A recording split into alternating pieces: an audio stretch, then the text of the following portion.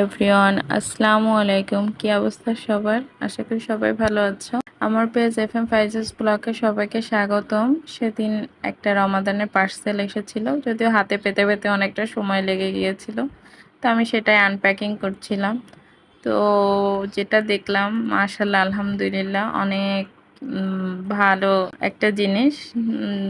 রমাদানের সব থেকে জরুরি একটা জিনিস, অনেকগুলো খেজুরগুলো দেখে আমার সত্যি কথা মন থেকে এত পরিমাণ খুশি লাগছিল, আলহামদুলিল্লাহ। এরপরে বাইরে থেকে কিছু কেনাকাটা করে নিয়ে আসছিল, সেগুলো গুছিয়ে রাখছিলাম। অনেকগুলো ফল আনা হয়েছিল, যদিও বলেছি ফল অল্প আনতে, কিন্তু কিনতে গেলে যেটা হয় আর কি, অল্প কেনা যায় না, বেশি কিনে নিয়ে আসে।